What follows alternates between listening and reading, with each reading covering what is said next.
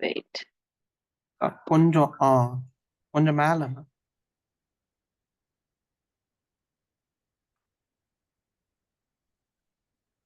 கொஞ்சம் கேமராவை மேல கொஞ்சம் அப் பண்ணுங்க.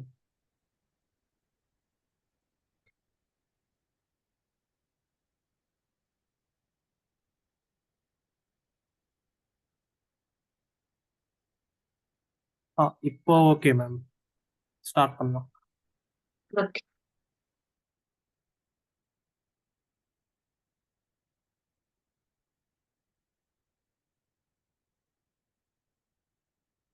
அனைவருக்கும் வணக்கம் பிள்ளைகள். இன்று நாங்கள் தரம் 6 மாணவர்களுக்கான 2ஆம் தவணைக்குரிய சில பரீட்சை வினாக்களை நாங்க பார்ப்போம். ஏற்கனவே நாங்கள் 2ஆம் தவணைக்குரிய பாட அலகுகள் நிறைவு செய்திருக்கிறோம். இப்ப இதுல நாங்கள் பகுதி 1ல வரக்கூடிய சில வினாக்களை முதல்ல பார்க்கலாம். நீங்க உங்களுடைய பயிற்சி கோப்பிகள்ல வினாக்களை எழுதி செய்து பார்த்து கொள்ளுங்க. முதலாவது பகுதி 1க்குரிய வினாக்கள்.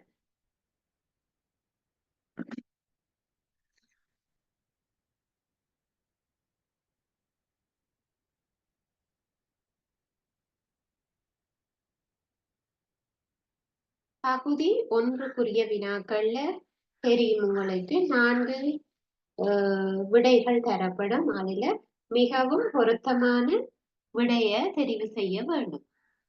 சரி, அப்ப நாங்க முதலாவது வினா பார்ப்போம்.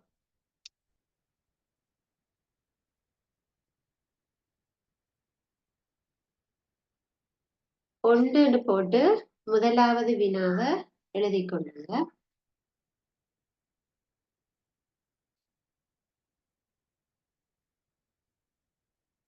எமது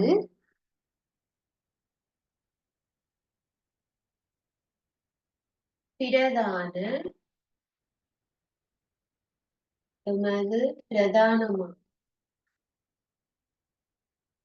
சக்தி முதல்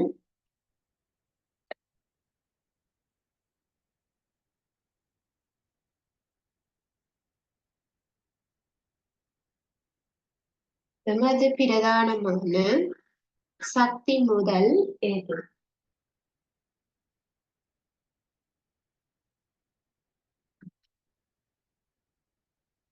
நமது பிரதானமான சக்தி முதல் எது? தரப்பட்டிருக்கிற 4 விடைகளை எழுதிக்கொள். 1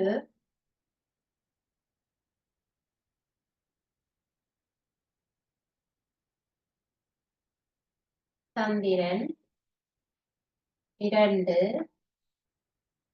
சூரியன், 3 பிறகு 4 எரிபொருள்.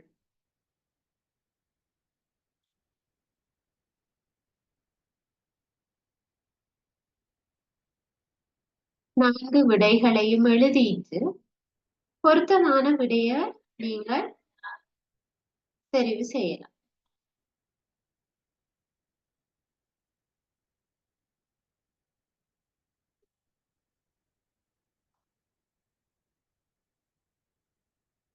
சரியா? இரண்டாவது வினா ஒன்று கீழே உண்டா நீங்க எழுதி கொள்ளுங்க.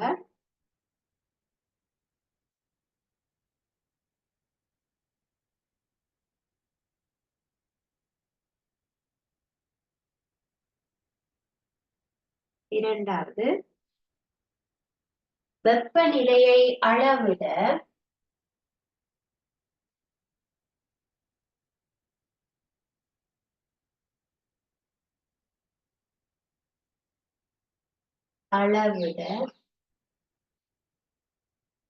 பயன்படும்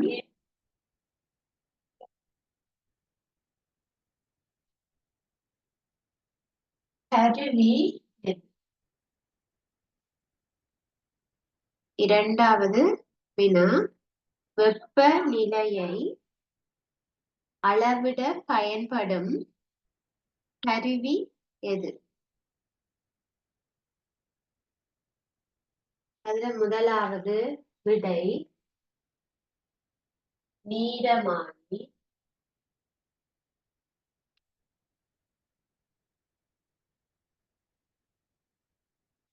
இரண்டாவது திசை காட்டி.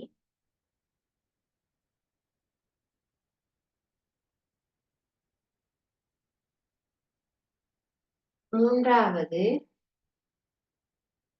வெப்பமானி.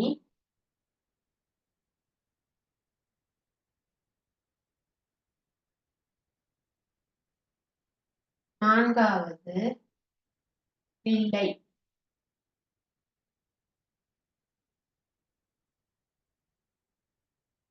இரண்டாவது வினா, வெப்பநிலையை அளவிட பயன்படுத்தப்படும் அல்லது பயன்படும் கருவி எது?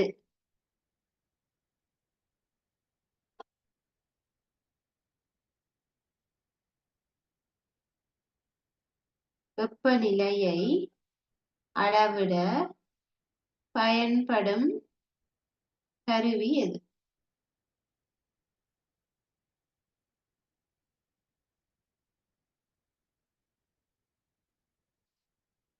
மூன்றாவது வினா,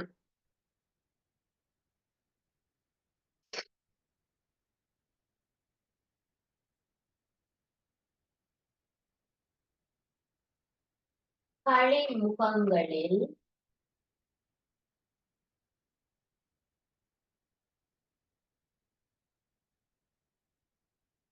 காணப்படும்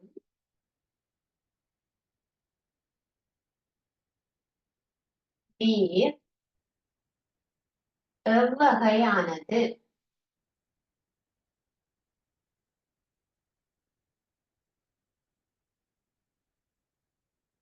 கழிமுகங்களில் காணப்படும் நீர் எவ்வகையானது?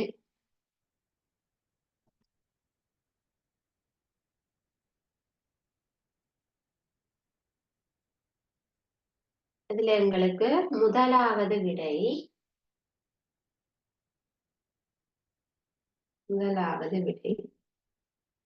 சவர்நீர்.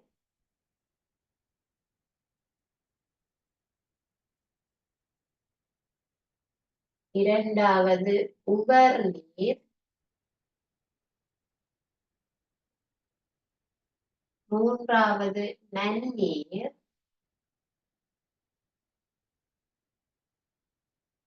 நான்காவது மழைநீர்.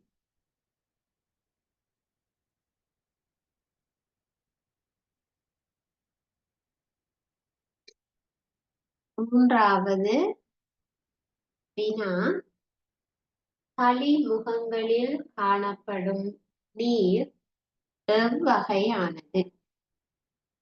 ஒன்று சவர்நீர், இரண்டு உவர்நீர், மூன்று நன்னீர், நான்கு மழைநீர்.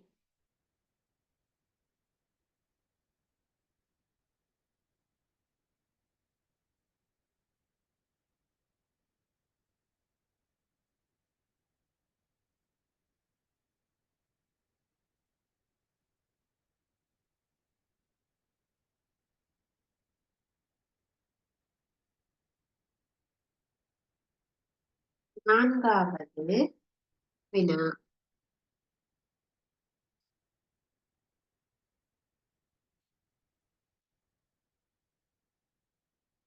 புவி மேற்பரப்பில்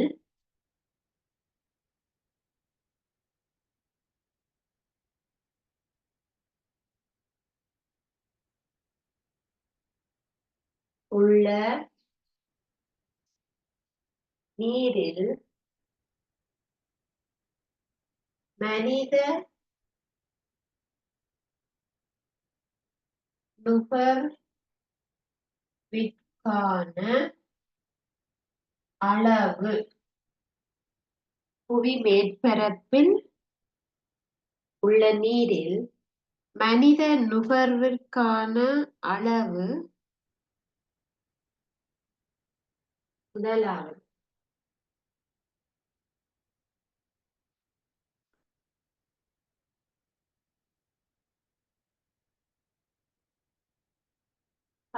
வீதம்.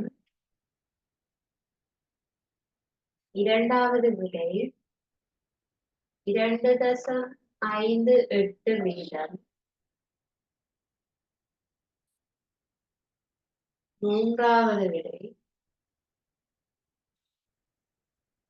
97%.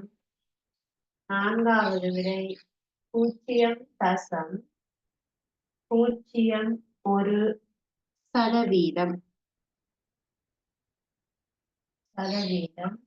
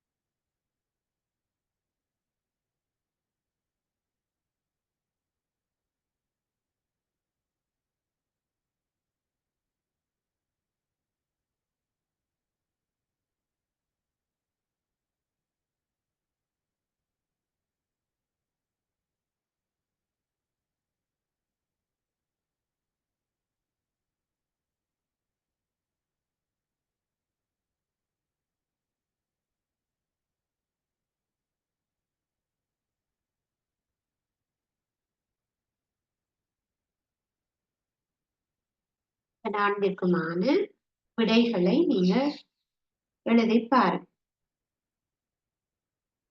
நீங்க எழுதி கொண்டு போகையே உங்களுக்கு இதற்குரிய விடைகள் தெரிஞ்சிருந்தா போட்டுக்கொண்டு போகலாம்.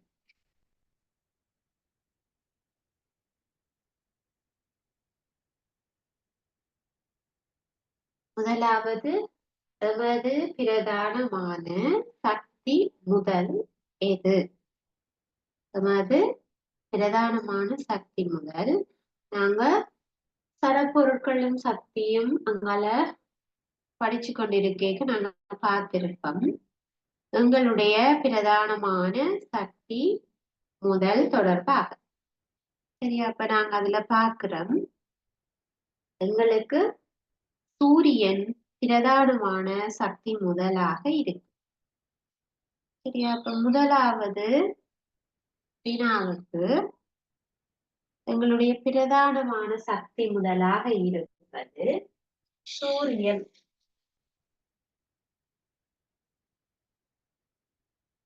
பிரதானமான சக்தி முதல் சூரியன்.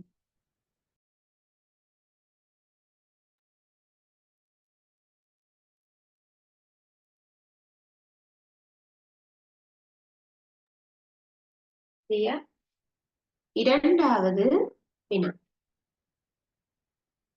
வெப்பநிலையை அளவிட பயன்படுத்தப்படும் கருவி.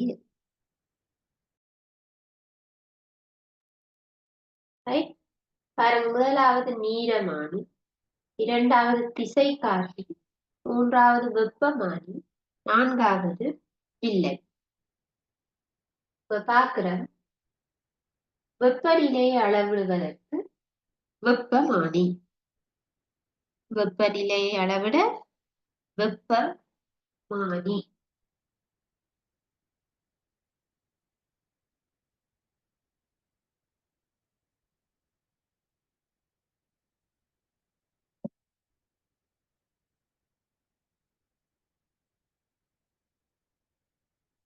சரியா?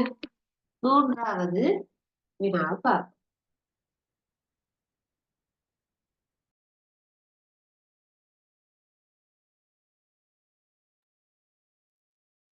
கழிமுகங்களில் காணப்படும் நீர் எவ்வகையானது?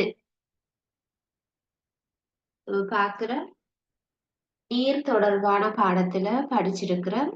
நீரானது நன்னீர், உவர்நீர், சவர்நீராக 3 வகையாக நாங்க பிரிச்சு பார்க்கலாம். இப்ப நல்ல தண்ணி என்றா கிணறு, ஆறு, குளங்கள்ல இருக்கும்னு பார்த்திருக்கோம். அதுவே உவர்நீர் என்பது பெரிய கடல்கள் மற்றும் சமுத்திரங்கள்ல இருக்கு, காணப்படும். அப்ப சவர் நீர் என்று நாங்க சொல்றது கடல் தண்ணியும் எங்களோட நல்ல தண்ணி ஆறுகள்ல இருந்து வந்து கடலோட கலக்கிற இடத்துல அந்த நல்ல தண்ணியும் கடல் தண்ணியும் கொஞ்சம் மிக்ஸ் ஆகி அதை நாங்க சவர் நீர் என்று சொல்றோம். அப்ப ஆறுகள் கடலோட கலக்கும் இடத்தை தான் நாங்க கழிமுகங்கள் என்று சொல்லுவோம். அப்ப அந்த இடத்துல இருப்பதுதான் சவர் நீராக இருக்கும். ஒவ்வொரு நீர் வந்து கடல்கள்ல இருக்கு, சமுத்திரங்கள்ல இருக்கு. நன்னீர் ஏற்கனவே சொல்லிட்டு குளங்கள், கிணறு, ஆறு அதுகள்ல இருக்கு. மழை நீர் வந்து ஆறுகளுக்கு வடிந்து செல்லக்கூடிய நல்ல தண்ணி. ஆகவே உங்களுக்கு கழிமுகத்துல இருக்கக்கூடியது சவர் நீர் என்று சொல்றோம். மூன்றாவதுக்குரிய சரியான விடை சவர் நீர்.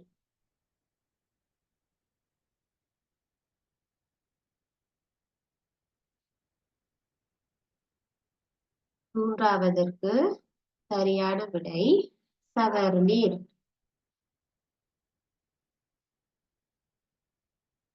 நான்காவது, புவி மேற்பரப்பில் உள்ள நீரில் மனித நுகர்வுக்கான அளவு. மனித நுகர்வுக்கு என்பது மனிதன் பயன்படுத்தக்கூடிய நீரின் அளவு.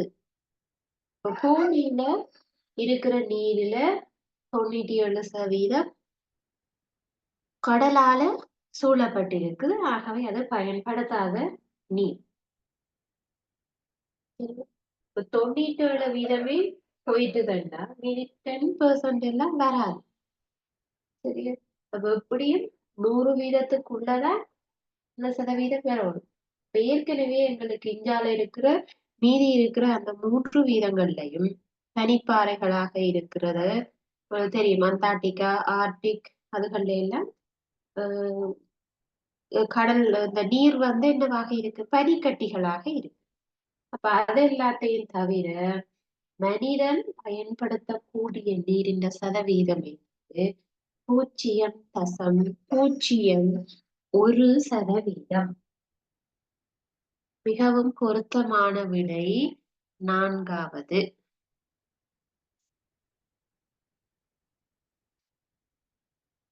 மிகவும் பொருத்தமான விடை நான்காவது என்று சொல்லு. மனிதனால பயன்படுத்தக்கூடிய நீரின் அளவு 0.01%. சரியா? இப்ப நீங்கள் மேல கேள்வி எழுதி இருப்பீங்கன்னு நினைக்கிறேன். எழுதாதாக்கள் இருக்கிற கேள்விகளை எழுதுங்க. நான் மேல இருந்து திருப்ப கேள்வி எழுதிட்டு வா.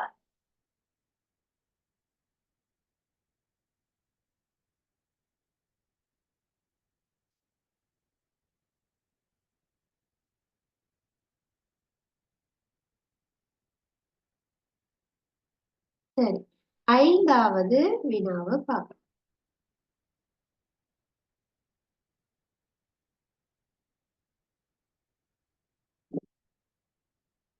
ஐந்தாவது வினா,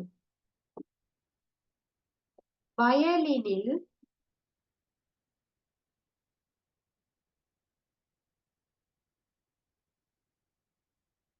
எழுப்பப்படும்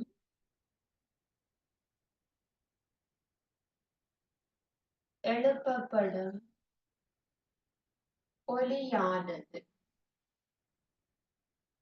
வயலினில் எழுப்பப்படும் ஒலியானது. முதலாவது விடை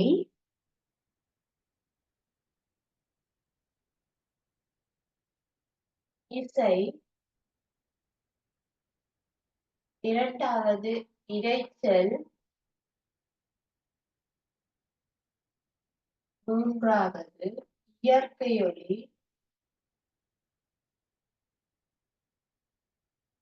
நான்காவது சத்தம்.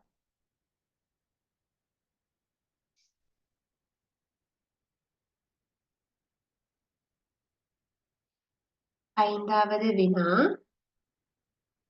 வயலினில் ஏற்படும் ஒலியானது எப்படிப்பட்டதாக இருக்கு? முதலாவது இசை,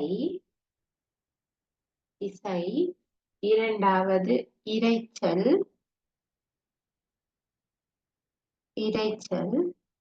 மூன்றாவது இயற்கை ஒலி. நான்காவது சத்தம்.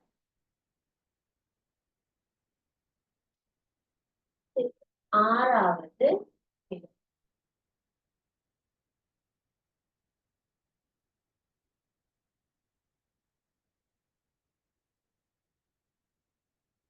ஆறாவது வினாவுக்கு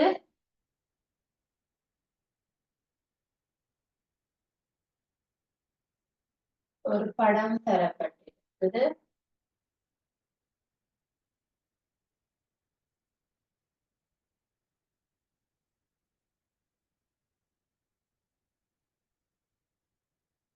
இது எவ்வகையான காந்தமாகும்?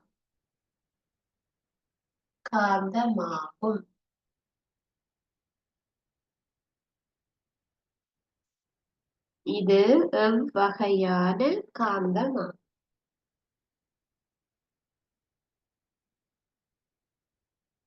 முதலாவது விதி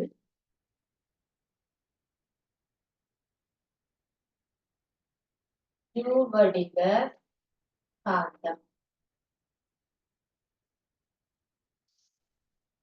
இரண்டாவது பரிலாட காந்தம். மூன்றாவது சட்ட காந்தம். நான்காவது வில்லை காந்தம்.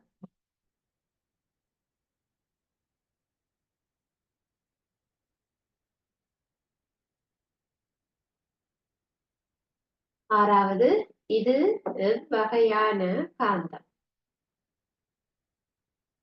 ஒன்று U வடிவ காந்தம், இரண்டு பரிலாட காந்தம், மூன்று சட்ட காந்தம், நான்கு வில்லை, அதாவது வில்லை காந்தம், வில்லை வடிவ காந்தம்.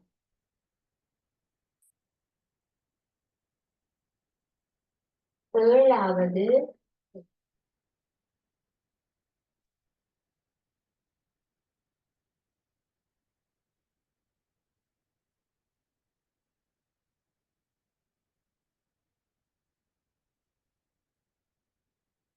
ஒளி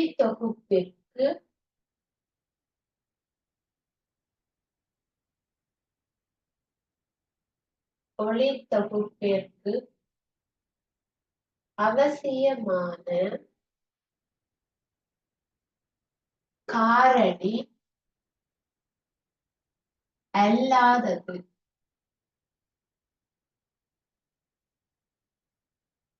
ஒளி தொகுப்பிற்கு அவசியமான காரணி அல்லாதது, அதாவது இது அவசியம் இல்லை. சரியா? ஒளி தொகுப்பிற்கு அவசியமான காரணி அல்லாததுன்னு பார்க்க.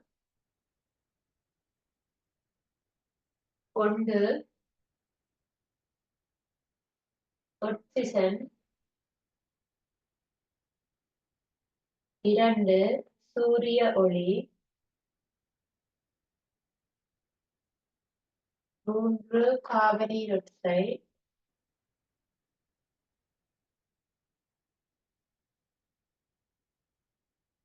நான்கு நீர்.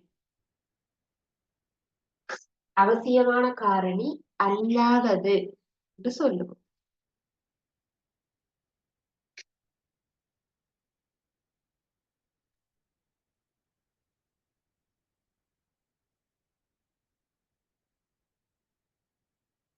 எட்டாவது வினா.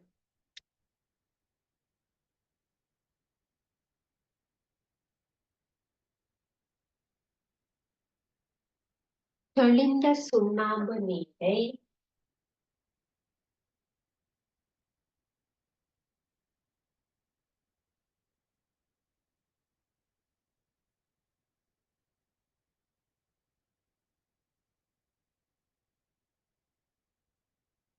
பால் நிறமாக்கும்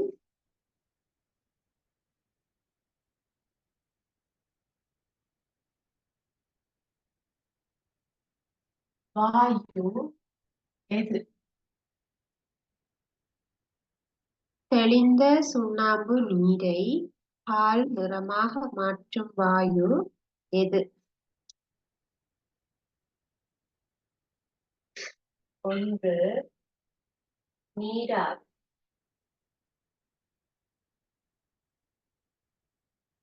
2 காபனீரொட்சைட்,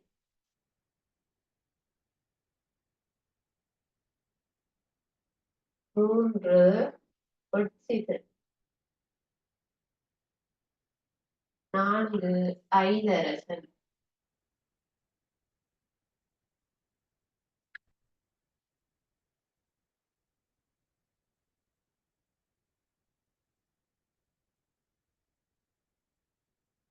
ஐதரசன்.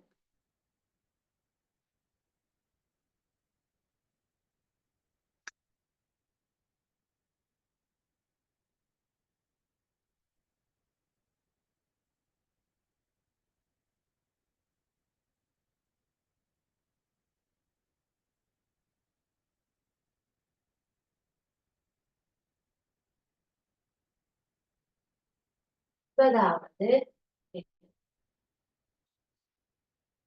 புல்லாங்குழல்,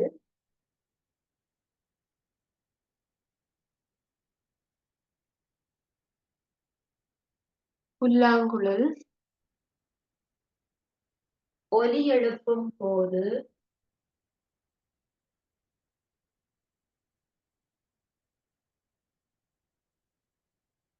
ஒலி எழுப்பும் போது, அதாவது புல்லாங்குழல்ல இருந்து சவுண்ட் வரைக்கும் அதிர்வடையும் பகுதி அல்லது அதிர்வடையும்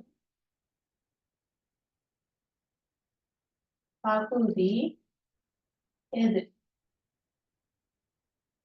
அதிர்வு, அதாவது பிள்ளைகள் ஒரு சத்தம் பெற வேணுமென்றா அதிர்வு நடக்க வேணும். அப்ப புல்லாங்குழல்ல இருந்து சத்தம் வரைக்கும் அதிர்வு எங்க நடக்கும்? ஒன்று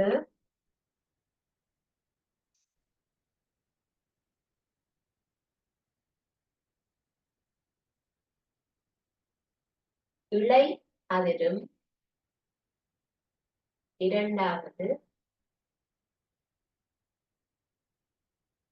நரம்புகள் அதிரும், 3வது வழி நிரல் அதிரும், 4வது தோல் அதிரும்.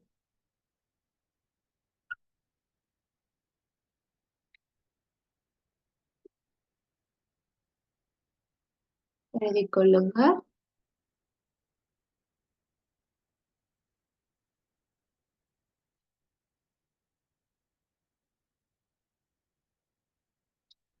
ஐந்தாவது வினாவில வயலினில் எழுப்பப்படுகின்ற ஒலியானது, இப்ப வயலின்ல வார சத்தம், அந்த சவுண்ட், அது எப்படி சொல்லலாம்? அதை இசை என்று சொல்லலாமா, அல்லது இரைச்சல் என்று சொல்லலாமா, அல்லது வயலில் இருந்து இயற்கையாக ஒலி வருகிறது என்று சொல்லலாமா, அது ஒரு சத்தமாக இருக்கிறது என்று சொல்லலாம்? வயலின் என்பது ஒரு இசை ஒலி, வயலினில் வருவது இசை ஒலி என்று சொல்லுவோம். இரைச்சல் மற்றும் சத்தம் என்பது ஒரே மாதிரி தான் இருக்கு. அதாவது ஒழுங்கின்றிய அதிர்வுகளை நாங்க இரைச்சல் என்றோ அல்லது சத்தம் என்றோ சொல்லலாம். ஆனா நாங்க வயலின்ல இசைக்கு ஏற்ற மாதிரி தான் வாசிக்க போறோம். ஆகவே அது இசை ஒலி. வயலினில் வருகிற சவுண்ட் இசை ஒலி.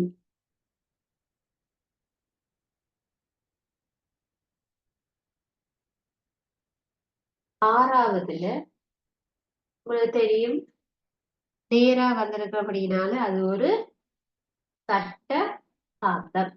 ஜூ வடிவ காந்தம்னா ஜூ மாதிரி இருக்க வேண்டும். அரிலாட காந்தம்னா ஜூ மாதிரி கொஞ்சம் கிட்டவா வரும் முனைகள். சட்ட காந்தம் நேராக இருக்கும். வில்லை காந்தம் பட்டன் மாதிரி இருக்கும். ஆகவே இது ஒரு சட்ட காந்தம் அருகில காட்டப்பட்டது.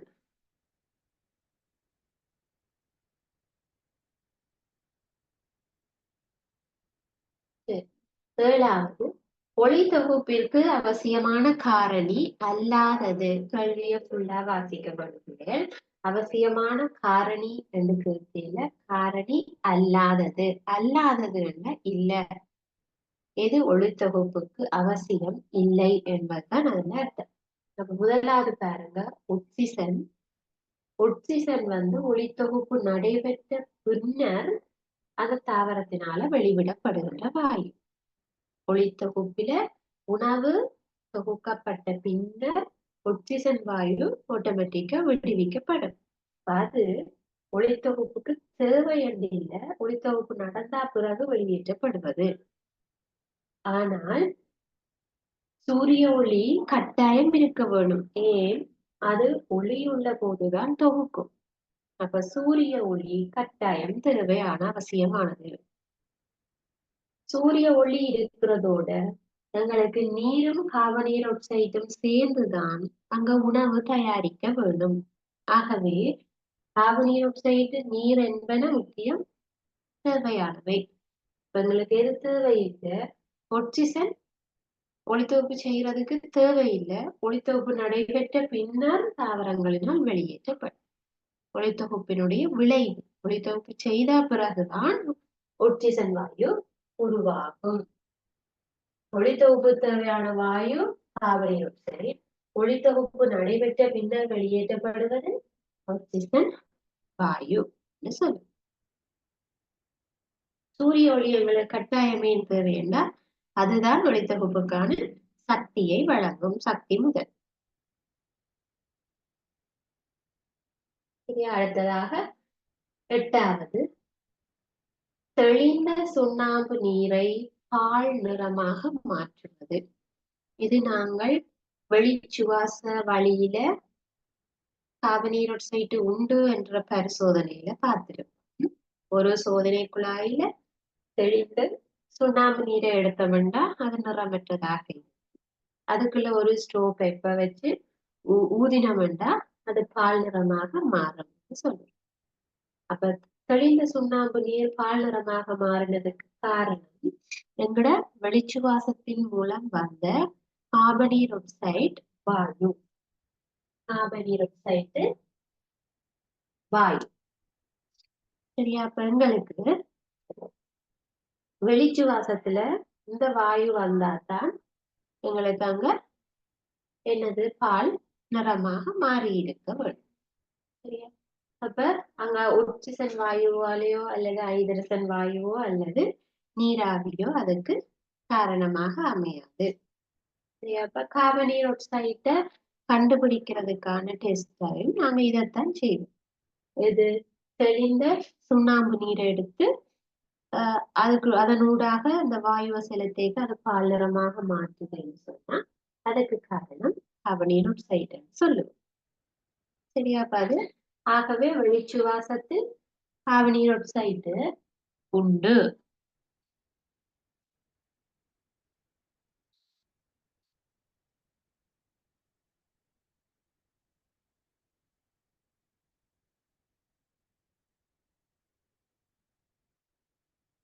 அதாவது புல்லாங்குழல் ஒலி எழுப்பும் போது அதிர்வடைகின்ற பகுதி. புல்லாங்குழல்ல உங்களுக்கு தெரியும், நாங்க ஊதினாதான் சத்தம் வரும். சரியா? அப்ப எங்களுக்கு ஒவ்வொரு கருவிகள்லையும் வித்தியாசமான சத்தம் வர்றது, வித்தியாசமான பகுதிகள் அதிர்வடைகிறதுனால. இப்ப மேளம் என்று சொன்னா அதனுடைய தோல்ல நாங்க தட்ட வேணும். ஆகவே அங்க தோல் தான் அதிரும். இப்போ ஒரு வயலின் அல்லது தம்புராவை எடுத்தீங்கன்னா அங்க இருக்கக்கூடிய இலைகள்ல, அதாவது அதன் நீட்டு நரம்பு மாதிரி அல்லது இலைகள் மாதிரி இருக்கும். வீணை, வயலின், தம்புரா அதுகள் எல்லாம் இலை அல்லது நரம்புகள் அதிர்வதனால சத்தம் உருவாகும். அப்ப வளிநிரல் அதிர்வு அடைகிறது என்று நாங்க சொல்லுறது ஊதுவதன் மூலம் சத்தம் பாருங்க. இப்ப பாருங்க புல்லாங்குழல், அதே மாதிரி ஊதுறதன் மூலம் சங்கு, கொம்பு, சரி, அந்த மாதிரி இசைக்கருவிகள்ல நாதஸ்வரம் அதுகள் எல்லாம் ஊதேக்குள்ள அந்த குழாயினூடாக இருக்கிற வழிநிரல் அதிர்வதனால எங்களுக்கு சத்தம் உருவாக்கப்படும். எங்களுக்கு புல்லாங்குழல் என்பது ஊதுறக்கூடிய முறை, அதாவது வழி அதிர்ந்து சத்தம் பெற வேண்டும். ஆகவே அது அதிர்வடைகின்ற பகுதியாக நாங்க சொல்லுவது வழி நிரல். வழி நிரல் அதிர்வடைகிறது.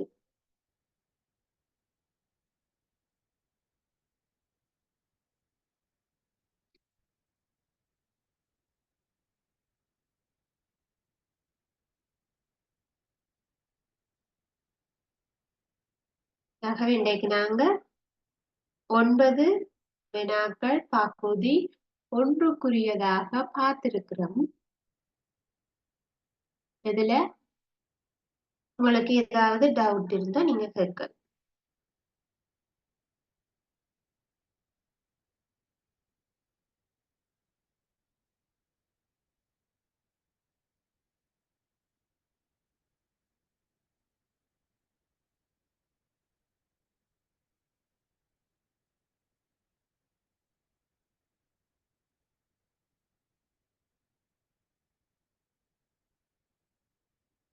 உங்களுக்கு எந்த விதமான டவுட்ஸும் இல்லைன்னு சொன்னா நாங்க அடுத்த வகுப்பில தொடர்ச்சி பார்க்கலாம். எல்லாரும் நல்லபடியா எக்ஸாம் செய்யுங்க. Thank you so much.